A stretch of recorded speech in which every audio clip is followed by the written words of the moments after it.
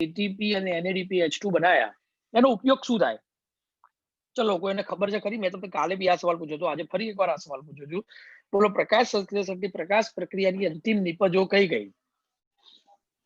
6 O2 12 NADH2 અને 18 ATP.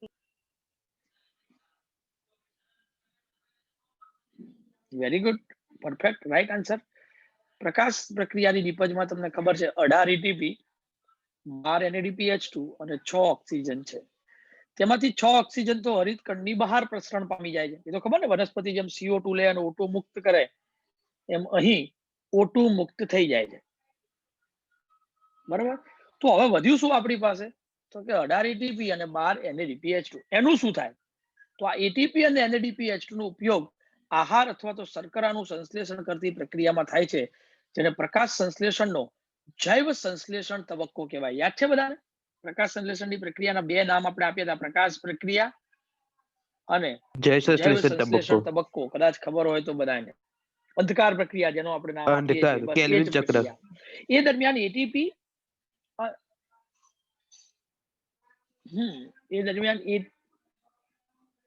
Kelvin ચક્ર, very good.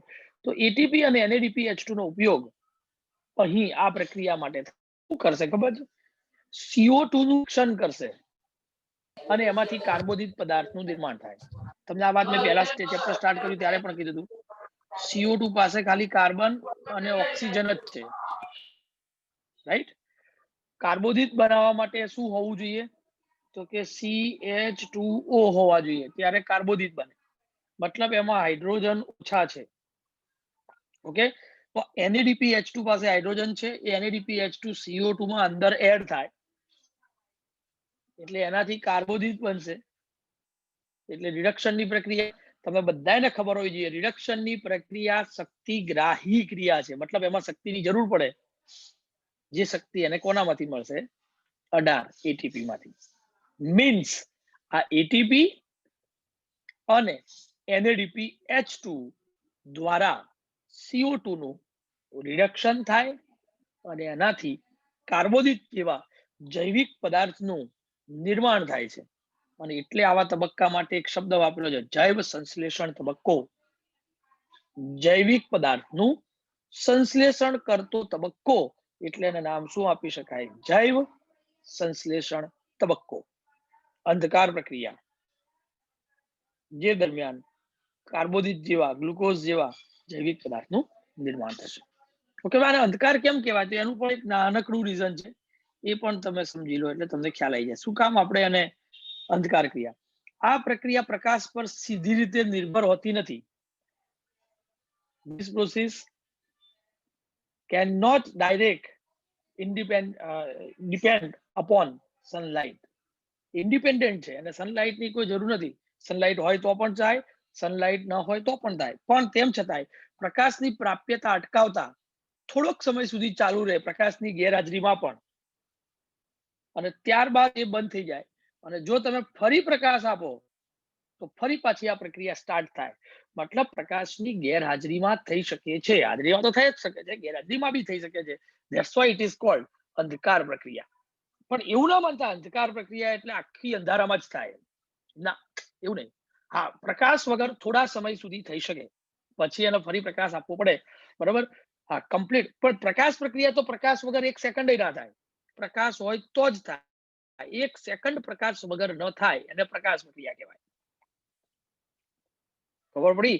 ત્યારે આ પ્રક્રિયાને થોડો ઘણો પ્રકાશ આપવો પડે, પછી થોડા સમય સુધી પ્રકાશ ન આપો તો પણ એ પ્રક્રિયા થાય. ખબર? અમુક વાર વાદળ છાયું આકાશ આવી જાય અને અચાનક આકાશ ઘેરાઈ જાય તો સનલાઇટ નથી રહેતી, તો ડોન્ટ બી ગભરાઇડ. અંધકાર પ્રક્રિયા થઈ શકે થોડા સમય સુધી, તો સનલાઇટની એનર્જીનો યુટિલાઇઝ કરી અને પોતે આ પ્રક્રિયા દર્શાવે છે, એટલે એને અંધકાર પ્રક્રિયા કહેવાય. ટૂંકમાં ઇન શોર્ટ મારા કહેવાનો ભાવાર્થ અંધકાર પ્રક્રિયાને એટલે નામ આપ્યું. ચલો આગળ. બીજું, આથી આ પ્રક્રિયાને આપણે શું કહીએ છીએ? અંધકાર પ્રક્રિયા અથવા ડાર્ક રિએક્શન કહેવામાં આવે છે.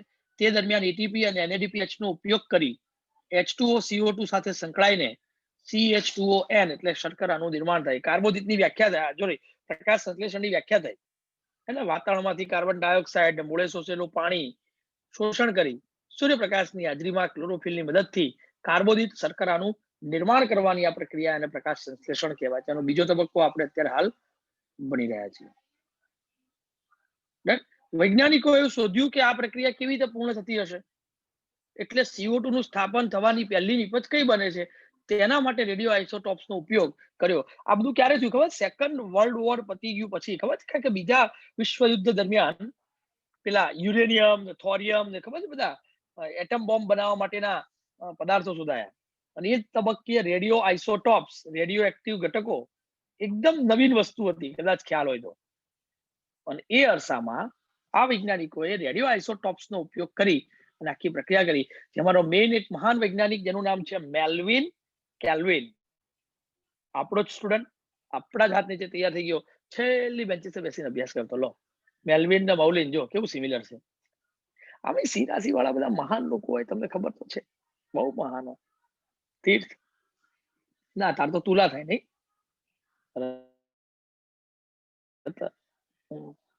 ઉપર હોય તો સિરાય. હા સર, સાચી વાત. થેન્ક યુ મુક્સા. તેમણે radioactive carbon 14, normal carbon કેટલો હોય? C612 હોય, ખબર છે ને? એનો પરમાણુ ક્રમાંક 6 અને પરમાણુ ભારાંક 12. એની જગ્યાએ C14 નો ઉપયોગ કર્યો. પરમાણુ ક્રમાંક તો એ જ રહે, પરમાણુ ભારાંક 12 ની જગ્યાએ 14, એટલે એને રેડિયો આઇસોટોપ્સ કહેવાય. બધાને ખબર છે રેડિયો આઇસોટોપ્સ એટલે શું? કે નવી વાત નથી તમારા માટે, સાયન્સ વિદ્યાર્થીઓ માટે. તો રેડિયો એક્ટિવ કાર્બનનો ઉપયોગ લીલમાં કર્યો અને સાબિત કર્યું કે CO2 ના સ્થાપનથી, મતલબ CO2 નું સ્થાપન કરવાથી નિપજ તરીકે 3 કાર્બન પરમાણુ યુક્ત કાર્બનિક એસિડ નિર્માણ પામે છે, જેનું નામ છે 3-ફોસ્ફોગ્લિસરિક એસિડ ઉત્પન્ન થાય છે. આ પહેલી નિપજ. અંધકાર પ્રક્રિયા જ્યારે પણ થશે ત્યારે CO2 જ્યારે વાતાવરણમાંથી વનસ્પતિ ગ્રહણ કરે તો એનો ઉપયોગ કરી પહેલી નિપજ 3 કાર્બન વાળો PGA નો અણુ, ફોસ્ફોગ્લિસરિક એસિડ, 3 કાર્બન, ખબર ને ગ્લાયકોલિસિસમાં નામ આપેલા આવી ગયું છે.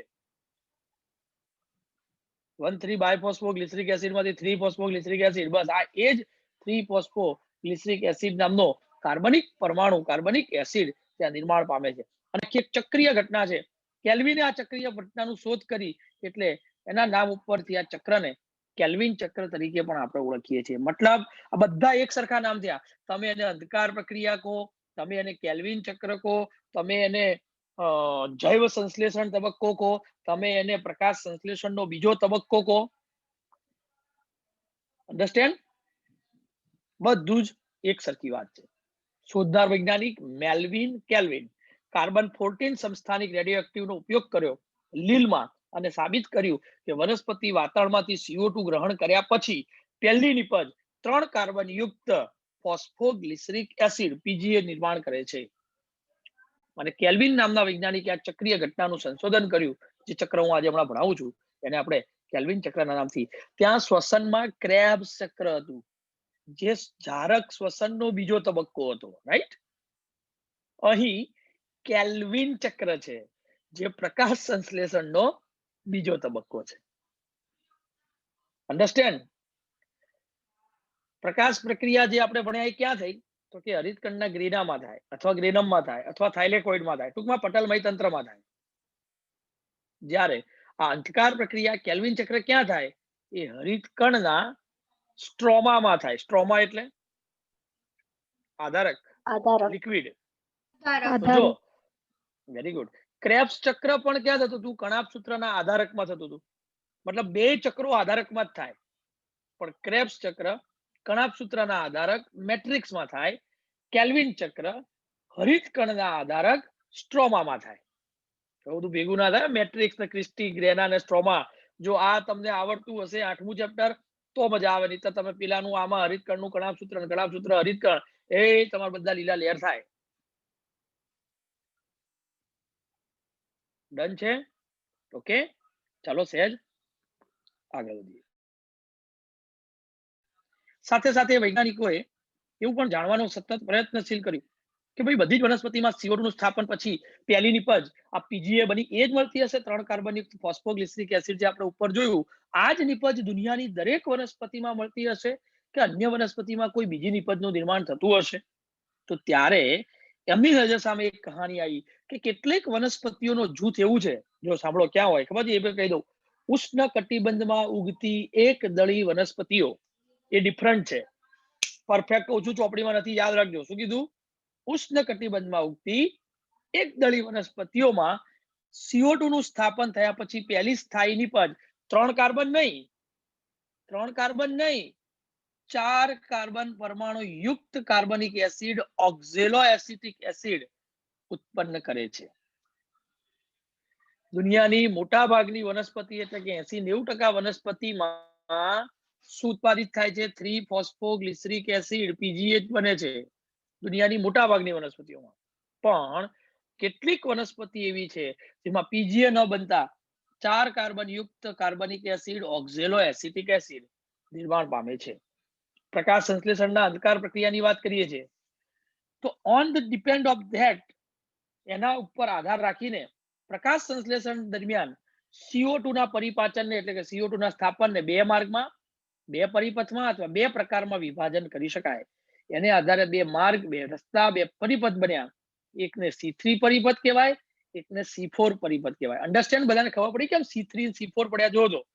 તો જેમાં CO2 નું સ્થાપન થયા પછી પહેલી નિપજ 3 કાર્બન વાળો PGA નિર્માણ પામે તેમને C3 પદ કહેવાય. અને જેમાં CO2 ના સ્થાપન થયા પછી પહેલી નિપજ 4 કાર્બન યુક્ત ઓક્ઝેલો એસિટિક એસિડ નિર્માણ પામે એને આપણે C4 પથ તરીકે ઓળખીએ છીએ. ઓકે, જે પરિપથમાં પહેલી નિપજ 3 કાર્બન યુક્ત PGA નિર્માણ પામે તેને C3 પરિપથ કહેવાય. અને જેમાં 4 કાર્બન યુક્ત ઓક્ઝેલો એસિટિક એસિડ બને એને C4 પદ કહેવાય. મને કહી શકશો, એક સવાલ પૂછું, આપણી આસપાસ જે આપણને વનસ્પતિઓ જોવા મળે છે એ કયા પરિપથ વાળી હોઈ શકે? C3 કે C4? C3 વાળી. દુનિયાની મોટા ભાગની વનસ્પતિ કયા પરિપથ વાળી હોય? C3. પણ ઉષ્ણકટિબંધમાં તમે જાઓ ત્યારે કેટલીક વનસ્પતિઓનું જૂથ ત્યાં એવું જોવા મળે છે જે C3 પરિપથ નથી દર્શાવતી. ત્યાં શું હોય? C4. મતલબ હવે આ ચેપ્ટરમાં આપણે બીજા 2 સવાલ ભણવાના, ત્યાં C3 અને C4, right? One by one ભણીશું. પહેલા શું ભણીએ બોલો? જે મેક્સિમમ વનસ્પતિઓમાં થાય છે એ પદ એટલે કે C3 પદ.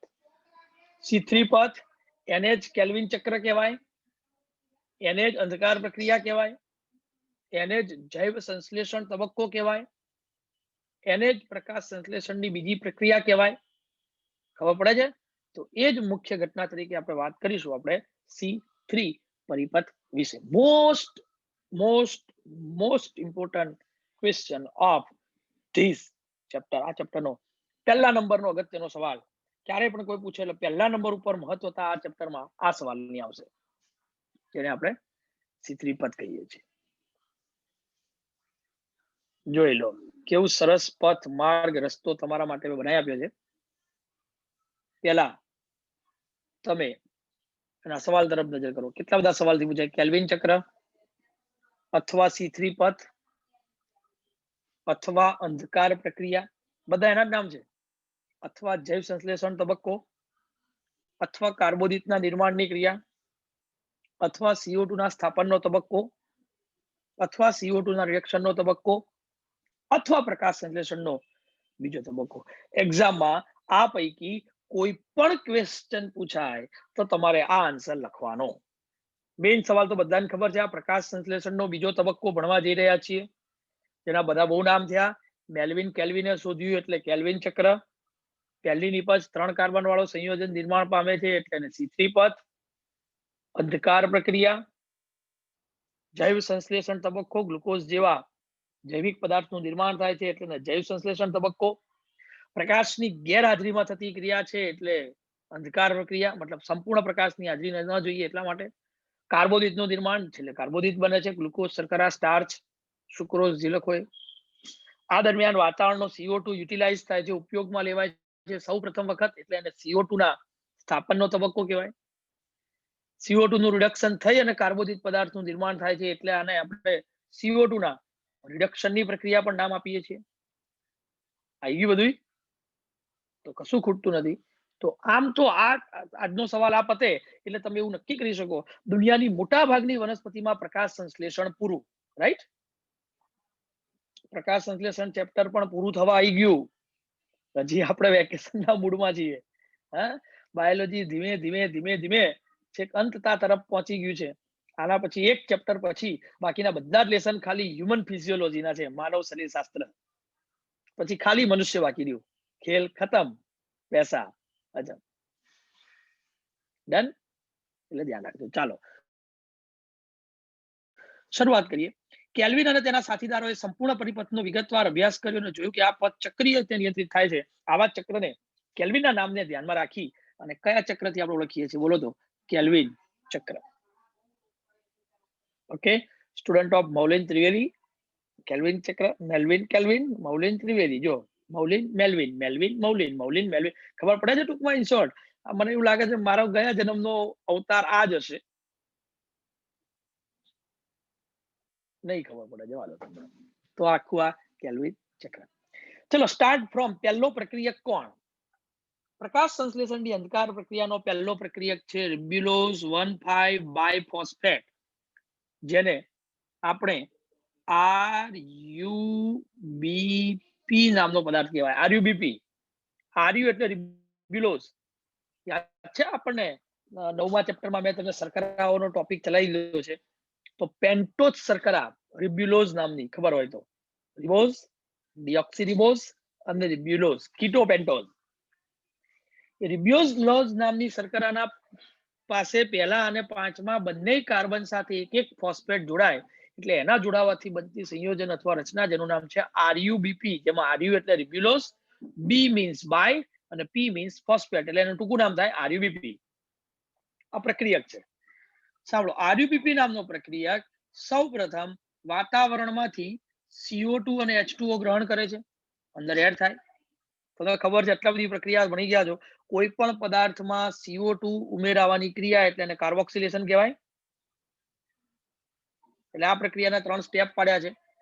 પહેલું સ્ટેપ કાર્બોક્સિલેશન, બીજું સ્ટેપ રિડક્શન, ત્રીજું સ્ટેપ પુનઃસર્જન. યાદ રાખજો, કેલ્વિન ચક્ર 3 સ્ટેપમાં થતી પ્રક્રિયા છે. First step is carboxylation, second is reduction and third is regeneration, પુનઃસર્જન. ઓકે, ચલો તો શું થશે? રિબ્યુલોઝ 1,5 બાયફોસ્ફેટ સાથે કાર્બન ડાયોક્સાઇડ નો એક અણુ એની સાથે ઉમેરાય. તમે વિચારો, રિબ્યુલોઝ 5 કાર્બન વાળું સંયોજન થાય, પેન્ટોઝ શર્કરા, એટલે એની સાથે એક કાર્બન ડાયોક્સાઇડ વાતાવરણમાંથી ઉમેરાય એટલે કાર્બન 1 વધ્યો, એટલે 5 ને 1 6 કાર્બન થયા. તો એના નિપજ તરીકે 3 કાર્બન યુક્ત PGA ફોસ્ફોગ્લિસરિક એસિડ એના 2 અણુ નિર્માણ પામે. પણ મિત્રો બુકમાં આવું 2 અણુ ને એવી બધી વાત નથી આપી, એટલે હું થોડું, અને આ ચાર્ટ તમને થોડો શંકાસ્પદ લાગે તો 2 અણુ અહીંયા આવવું જોઈએ, આ બુકમાં નથી આપ્યું. કેમ 2 અણુ આવવા જોઈએ ખબર પડી? કારણ કે આ કેટલા કાર્બન યુક્ત સંયોજન છે? 3. તો ટેક્સ્ટ બુક ની ભૂલ છે, પણ મેં ચાર્ટ ચોપડીનો જ દોર્યો છે, જેથી ભૂલ વાળો ચાર્ટ વાંધો નહીં. પછી જો પાછળ મેં એક આખો ચાર્ટ બીજો મેં બતાવ્યો છે, જો સાચો ચાર્ટ જોઈ લો, દેખાય છે? ઓકે, એટલે સાચો ચાર્ટ બી મેં મજૂરી કરી. મેં તમને કીધું ને, આમાં મજૂરી મારે કરવાની છે, હું કરું છું, મને વાંધો નથી.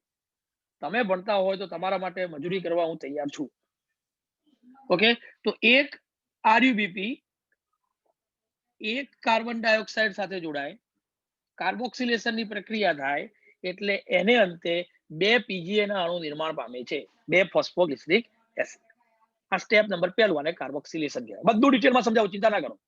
હા, આજનો આખો લેક્ચર આપણે આના વિશે જ ભણવાનું છે, પણ ત્યાં પહેલા શોર્ટમાં, પછી ધીમે ધીમે લોંગમાં. બધું શોર્ટ લોંગ બધું ભણીએ. ચલો હવે શું થશે? ફોસ્ફોગ્લિસરેટનું રિડક્શન થાય. ફોસ્ફોગ્લિસરિક એસિડ, ફોસ્ફોગ્લિસરેટ એટલે રિડક્શન થાય. રિડક્શન એ શક્તિ ગ્રાહી ક્રિયા છે, તેના શક્તિની જરૂર પડશે એટલે 2 ATP આપવા પડે.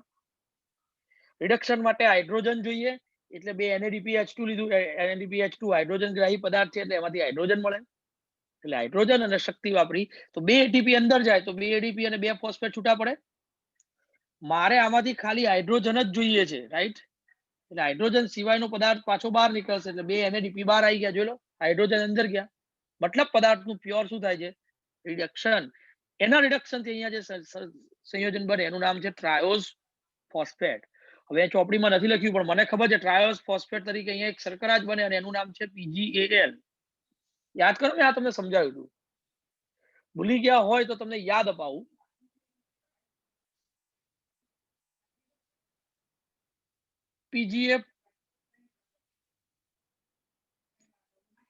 પીજીએ ફોસ્ફોગ્લિસરિક એસિડ એનો મતલબ કે એમાં કાર્બોક્સિલિક એસિડ નામનું સંયોજન છે. હવે એનું આપણે શું કરીએ? રિડક્શન. ફોસ્ફોગ્લિસરિક એસિડ નું આપણે રિડક્શન કરો એટલે એમાંથી કયો જૂથ બને ખબર છે? આલ્ડીહાઇડ સમૂહ બને. તો પીજીએ ફોસ્ફોગ્લિસરિક એસિડ હોય તેમાંથી શું બની જાય? PgAl ફોસ્ફોગ્લિસરાલ્ડીહાઇડ. આની ઊંધી વસ્તુ મેં તમને પહેલા બી સમજાયેલી છે. આપણે ગ્લાયકોલિસિસમાં મેં તમને આ સમજાવ્યું. પીજીએલ ની અંદર CHO ગ્રુપ છે, બરોબર, અને એનું તમે જો ઓક્સિડેશન કરો ધેન તમારી પાસે શું બને? COOH ગ્રુપ, જેને આપણે કહીશું PGA. આ ગ્લાયકોલિસિસમાં મેં તમને જે ભણાવ્યું હતું એ છે.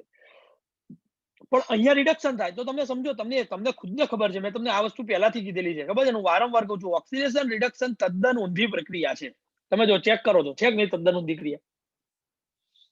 તો અહીંયા મારી પાસે શું હતું? પીજીએ. જો પીજીએ નું રિડક્શન કરું તો મારી પાસે શું મળે? PGAL મળે. અને પીજીએલ ને ખબર હોય તો ટ્રાયોસ ફોસ્ફેટ શર્કરા કહેવાય, ખબર ને? ગ્લિસરાલ્ડીહાઇડ અને ડાયહાઇડ્રોક્સી એસિટોન. ફરી એકવાર 9મું ચેપ્ટર શર્કરા. 9મા ચેપ્ટર નું કાર્બોદિત એટલે જ મેં તમને ઓનલાઈન આપી દીધું કે કાર્બોદિત નહીં આવડે તો 13મું અને 14મું ચેપ્ટર તો નહીં જ આવડે. એમાં ચરબીની પ્રોટીનની બહુ જરૂર નથી, એ ધીમે ધીમે હું તમને આપીશ. પણ કાર્બોદિત નહીં આવડે તો 13 અને 14 ચેપ્ટર થોડા આવડવા મુશ્કેલ છે. એટલે સૌથી પહેલું 13 અને 14 ચેપ્ટરમાં કાર્બોદિત તમારે શીખવાનું થાય. ઓકે, ચલો શું થશે? એ ટ્રાયોસ ફોસ્ફેટ શર્કરા છે. એ જ ટ્રાયોસ ફોસ્ફેટ શર્કરામાંથી હવે નીચે શું બનશે? સુક્રોઝ અથવા તો સ્ટાર્ચનું નિર્માણ થાય, ગ્લુકોઝ બનશે. એક અણુ એમાં ભાગ લે. બાકીનો જે સંયોજન છે એમાંથી પુનઃસર્જનની ક્રિયા દ્વારા રિબ્યુલોઝ 1,5 બાયફોસ્ફેટ બને. અને પુનઃસર્જનની ક્રિયા માટે ત્યાં એમને શક્તિની જરૂર છે, એટલે બહારથી એટીપી દાખલ થાય, એડીપી મુક્ત થાય અને પુનઃસર્જનની ક્રિયા દ્વારા ફરી પાછું સંયોજન બની જશે રિબ્યુલોઝ બાયફોસ્ફેટ. મતલબ આરયુબીપી વાપર્યું તો આરયુબીપી પાછું મળી ગયું. પાછું આરયુબીપી મળ્યું એ ફરી વાતાવરણમાંથી CO2. મતલબ આ ચક્રીય પ્રક્રિયા સતત ચાલતી રહે છે. And for your kind information, આખી જ ક્રિયા 6 વખત થાય. તો અત્યાર સુધીની બધી પ્રોસેસ તમે વિચારો શું થયું? ફોટોલિસિસ કેટલી વાર થાય? 6 વાર. 6 વાર. ચક્રીય ફોટોફોસ્ફોરાયલેશન કેટલી વાર થાય? 6 વાર. 6 વાર. અચક્રીય ફોટોફોસ્ફોરાયલેશન કેટલી વાર થાય? 6 વાર. 6 વાર. અને આજે આપણે આ ભણ્યા કેલ્વિન ચક્ર એટલે પ્રકાશ સંશ્લેષણનો બીજો તબક્કો, એ કેટલી વાર થાય? એ પણ 6 વાર. એનો મતલબ આ ચેપ્ટરમાં અત્યાર સુધી જેટલી પણ પ્રક્રિયાઓ ભણ્યા બધી જ પ્રક્રિયાઓ 6th ટાઈમ થાય છે. હા, તમે વિચારો, સોચો, જો આ પ્રક્રિયા 6 વખત થતી હોય ધેન તમે વિચારો તો એક વખત થાય છે દરમિયાન આપણે કેટલા એટીપી વાપર્યા? 2 એટીપી અને 3 એટીપી વાપર્યા અને 2 NADPH2 વાપર્યા એક વખતમાં. હો, તો મને વિચારીને જવાબ આપો કે આ પ્રક્રિયા 6 વખત થતી હોય તો કેટલા એટીપી અને કેટલા NADPH2 નો વપરાશ થાય? 18 NADPH2. તો આપણી પાસે પ્રકાશ સંશ્લેષણની પ્રકાશ પ્રક્રિયાને અંતે કેટલા એટીપી અને કેટલા NADPH2 હતા? 18 ATP અને 12 NADPH2. હવે ખબર પડી પ્રકાશ પ્રક્રિયા દરમિયાન શું કામ 18 એટીપી અને શું કામ 12 જ NADPH2 બને છે? હવે તમને આખી કેલ્ક્યુલેશન મળે છે. જો કોઈ વસ્તુ એમને એમ ના થતી હોય, પ્રકાશ સંશ્લેષણની પ્રકાશ પ્રક્રિયામાં 12 NADPH2 અને 18 એટીપી એટલે જ નિર્માણ પામ્યા કે એને અંધકાર પ્રક્રિયામાં CO2 નું રિડક્શન કરી ગ્લુકોઝના નિર્માણ કરવા માટે એનો વાપરી શકાય. અને અંધકાર પ્રક્રિયા માટે પછી આપણે ક્યાંય ભીખ માંગવા ના જવી મળે. એટલે મને કહો તો આનો મુખ્ય બેઝ કોણ કહેવાય? પ્રકાશ પ્રક્રિયા થાય તો અંધકાર પ્રક્રિયા થાય કે અંધકાર પ્રક્રિયા થાય તો જ પ્રકાશ પ્રક્રિયા થાય? શું કહેતો? પ્રકાશ પ્રક્રિયા થાય તો અંધકાર પ્રક્રિયા. એનો મતલબ અંધકાર પ્રક્રિયાને થવા માટે પ્રકાશની જરૂર છે, એવું વાત સાચી થઈ? હા. તેમ છતાં પણ આ પ્રક્રિયાને આપણે નામ શું આપીએ છીએ? અંધકાર પ્રક્રિયા. બોલો. સમજ્યા? આ સમજમાં નથી આવે એવી વાત, પણ તેમ છતાંય મેં પ્રયત્ન કર્યો તમને સમજાવવાનો. અંધકાર પ્રક્રિયા સાચું જ નામ છે, ખોટું નથી નામ, બરાબર? પણ તેમ છતાંય એવું ના માનતા, બસ હું વારંવાર એક જ વાત ઉપર આવું છું, એવું ના માનતા કે અંધકાર પ્રક્રિયા નામ આપ્યું એટલે એ પ્રક્રિયા 101% અંધારામાં જ થાય. ઓકે, અંધારામાં નથી થતી. હા, થોડા સમય સુધી પ્રકાશની ગેરહાજરીમાં એ બેર કરી શકે, થઈ શકે, પછી તો એ પ્રકાશમાં જ થાય. Okay, done. ઓવરઓલ સમજાયું, એટલું ડેપ્થમાં નથી સમજાયું, પણ હવે નીટ માટે થોડું ડેપ્થમાં સમજવું છે. પણ એ પહેલા ફટાફટ ફરીથી એકવાર જોઈ લો. ચાલો, શું થાય છે ફટાફટ ફરીથી એકવાર માટે મેઇન પ્રક્રિયા જોઈ લો. બીજું બધું હું તમને સમજાવું છું ડિટેલમાં, ઇન ડિટેલ, ખૂબ ડિટેલમાં, ખુશ થઈ જશો એમ. રિબ્યુલોઝ 1,5 બાયફોસ્ફેટ નું પહેલી વાર વાતાવરણના CO2 અને H2O વડે કાર્બોક્સિલેશન થઈ. પહેલી નિપજ શું બને છે? 3-ફોસ્ફોગ્લિસરિક એસિડ. પહેલી નિપજ આ 3 કાર્બન વાળું સંયોજન બનતું હોવાથી આ પથને આપણે શું કહીએ છીએ? C3 પથ. મેલ્વિન કેલ્વિને આ વસ્તુની શોધ કરી એટલે એના ઉપર તેને શું કહેવાય? કેલ્વિન ચક્ર. પ્રકાશની સહેજ ગેરહાજરીમાં પ્રક્રિયા થઈ શકે એટલે એને શું કહેવાય? અંધકાર પ્રક્રિયા. પ્રક્રિયાના અંતે ગ્લુકોઝ, સ્ટાર્ચ જેવા કાર્બનિક પદાર્થનું નિર્માણ થાય છે એટલે એને શું કહેવાય? જૈવ સંશ્લેષણ તબક્કો અથવા કાર્બોદિતના નિર્માણનો તબક્કો. આ પ્રક્રિયા દરમિયાન કાર્બોક્સિલેશન રિડક્શન 2 થાય છે એટલે એને CO2 ના સ્થાપનનો અને CO2 ના રિડક્શનનો તબક્કો. અને જાણીએ જ છે પ્રકાશ પ્રક્રિયા પછી થાય છે એટલે એને પ્રકાશ સંશ્લેષણનો બીજો તબક્કો કહેવાય.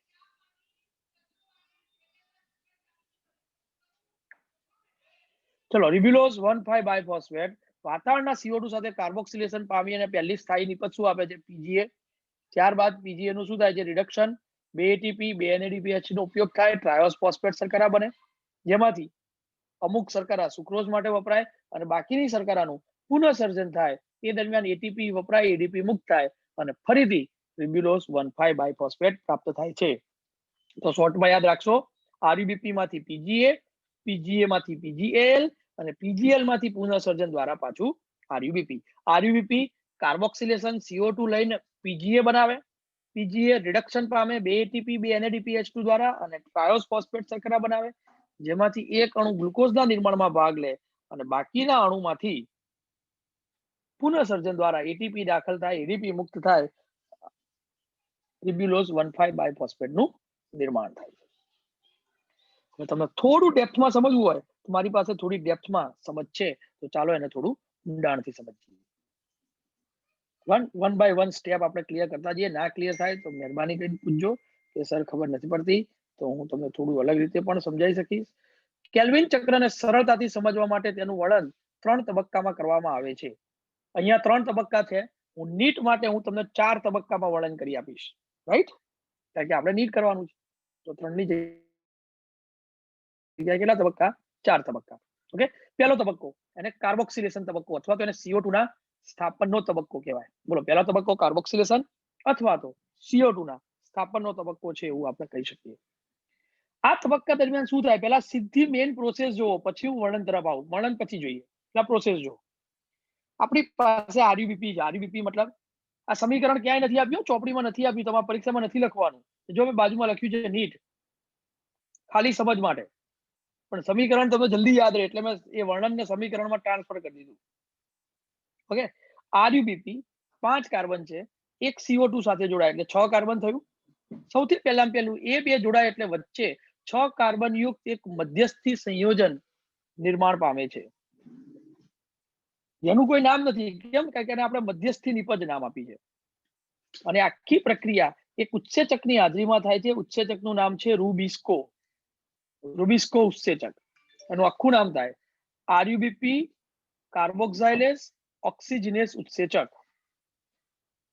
RU એટલે રિબ્યુલોઝ, બીસ એટલે બાયફોસ્ફેટ, C એટલે કાર્બોક્સાઇલેસ અને O એટલે ઓક્સિજનેસ. આ એક ઉત્સેચક છે. ઓકે, એ ઉત્સેચક વિશે હમણાં થોડો સમય પછી સમજાવું છું. પહેલા મેઇન પ્રક્રિયા સમજો. ચલો, મધ્યસ્થી સંયોજન એ નિપજ ના કહેવાય.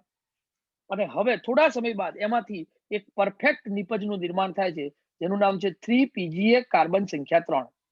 હવે એના 2 અણુ. કેમ 2 અણુ? તમે વિચારો. ચાલો, આના 2 અણુ એવું કેમ કહું? 2 અણુ એટલા માટે કહું બેટા કે અહીંયા તમે જો 5 કાર્બન છે, અહીંયા 1 કાર્બન આવી ગયો, ટોટલ કેટલા કાર્બન થયા? 6 કાર્બન. PGA પાસે તો કેટલા કાર્બન છે? 3 જ કાર્બન છે. જો એક અણુ બનાવું તો 3 જ કાર્બન રહે, બીજા 3 કાર્બન ક્યાં જાય? અન્ડરસ્ટેન્ડ? એટલે પીજીએ ના કેટલા અણુ નિર્માણ પામે છે? 2 અણુ. આ યાદ રાખજો, જે બુક વાળા ક્લેરિફિકેશન નથી આપી શકતા જે મેં તમને કહ્યું. અને એ હિસાબથી જોવા જાવ તો મિત્રો આ આખી પ્રક્રિયા 6 વખત થાય છે. આ તો સિંગલ ટાઈમ મેં કરી. તો ચલો આ જ પ્રક્રિયાને તમે 6 વખત કરી અને ગણતરી આપી શકશો ખરા મને?